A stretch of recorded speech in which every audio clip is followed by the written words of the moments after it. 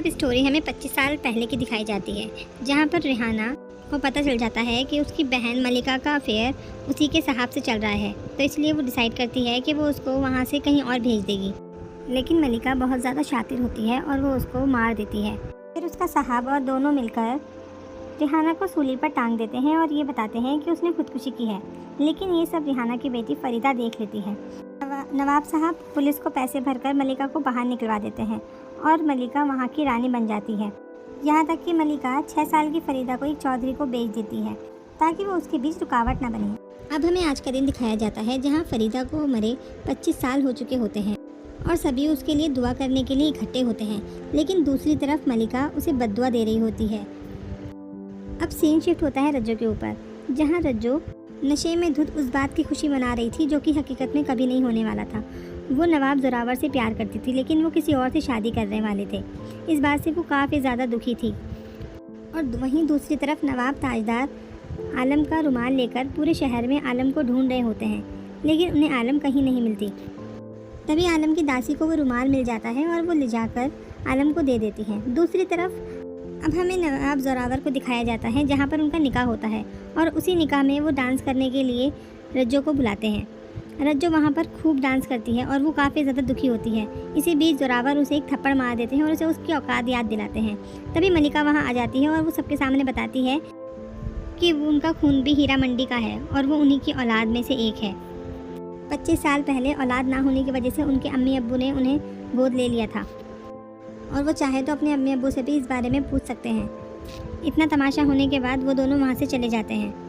रज्जो काफ़ी ज़्यादा नशे में होती है और इसी बीच एक झटका लगने की वजह से उनका इंतकाल वहीं रास्ते में हो जाता है। अब सभी हीरा मंडी की औरतें इस बात का दुख मना ही रही होती है कि अचानक से वहाँ फरीदन आ जाती है। फरीदन रेहाना की वही बेटी है जिसे 6 साल पहले मलिका ने बेच दिया था और वो हूबहू अपनी माँ जैसी रेहाना जैसी दिखती है।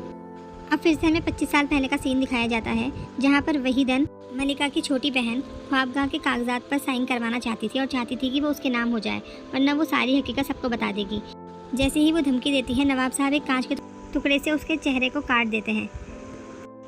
अब सीन शिफ्ट होता है प्रेजेंट में, जहाँ पर वहीदन और मलिका कोर्ट में जा रहे होते हैं उसी ख्वाबगाह के केस में कि वो किसका है, लेकिन और वो ये केस जीत भी जाते हैं।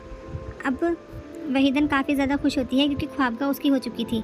लेकिन वहीं हम दूसरी तरफ देखते हैं कि मलिका वो ख्वाबगाह नवाब साहब की पत्नी को दे देती है, जो सब कुछ एक फरीदन की चाल थी, और वो ख्वाबगाह फिर से फरीदन की हो जाती है और फरीदन उसे फिर से चालू कर देती है, जिसे देखकर मलिका काफ़ी ज़्यादा दुखी हो जाती है क्योंकि वो एक बाजी हार चुकी थी। अब फरीदन से मिलने उस्ताद आता है और उस्ताद उसे सब बात बताता है कि किस तरह से उन्होंने बाजी पलट दी और मलिका किस तरीके से गुस्से में है। दूसरी तरफ हमें आलमजेब को दिखाया जाता है, जो नवाब साहब को ढूंढ रही होती है और वो लाइब्रेरी में जाकर उनके बारे में पता करती है और वो बताते हैं कि वो नवाब है, कोई नौकर नहीं। वहीं दूसरी तरफ नवाब आज़ादी की लड़ाई में हिस्सेदार बन रहे होते हैं। अब उस्ताद फरीदन के लिए बहुत सारी तवाइफ़ों को लेकर आता है, जो उसके ख्वाबगाह को हरा भरा कर देगी और उसके अकेलेपन को दूर कर देगी। बेबोजान वली साहब के होने वाली एक दावत में जा रही होती है। तभी आलम आकर कहती है कि वो भी वहाँ जाएगी और नवाबों से मिलेगी। वली साहब वो दावत सिर्फ बेबोजान के लिए रखते हैं, लेकिन उसी बीच वहाँ पर फरीदन आ जाती है और उनके साथ फ्लर्ट करने लगती है, जिसे देखकर बेबोजान काफ़ी ज़्यादा नाराज़ हो जाती है। फरीदन आलम को अकेला बैठे देखती है और उसे बताती है कि उसे सब कुछ पता है कि वो किस तरह से नवाब से मोहब्बत करती है और उसकी मुलाकात कल होगी दरगाह पर नवाब साहब से। उधर दूसरी तरफ फरीदन नवाब साहब से कहती है अगर उसे इस लड़की से मिलना है तो कल हीरा मंडी की दरगाह पर आ जाए, वो वहीं पर मिलेगी। अब हमें दिखाया जाता है कि आलम बेसब्री से नवाब साहब का इंतज़ार दरगाह पर कर रही होती है, लेकिन उनकी मुलाकात नहीं हो पाती। लेकिन फिर भी आलम अपना रुमाल वहीं पर छोड़ देती है, जिससे नवाब साहब को ये पता चल जाए कि वो उनका इंतज़ार कर रही थी। अगले दिन फरीदन तैयार होकर कार्टराइट के पास जाती है और उसे अपने नवाब बनाने की कोशिश करती है और उनसे जाकर कहती है कि उसे अपनी माँ की कत्ल का इल्ज़ाम अपनी खाला मलिका पर लगवाना है, लेकिन वो मना कर देता है क्योंकि उसके पास कोई सबूत नहीं होता। तभी उसी वक्त हम देखते हैं कि नवाब साहब मलिका से मिलने आते हैं और उन्हें बताते हैं कि फरीदन अपनी माँ का केस वापस खुलवाने जा रही है और वो फ़ाइल कहाँ है जो उन्होंने बरसों पहले उन्हें रखने को दी थी। तभी वो बताती है कि वो फ़ाइल उसके पास सुरक्षित रखी है।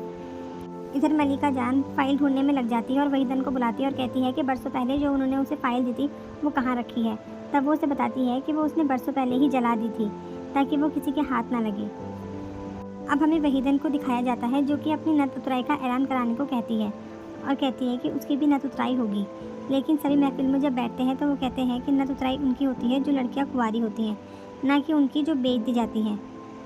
लेकिन फरीदा ने इस बात से काफ़ी ज़्यादा गुस्सा हो जाती है और वो कहती है कि उसकी नत उतराई होगी और कल ही होगी।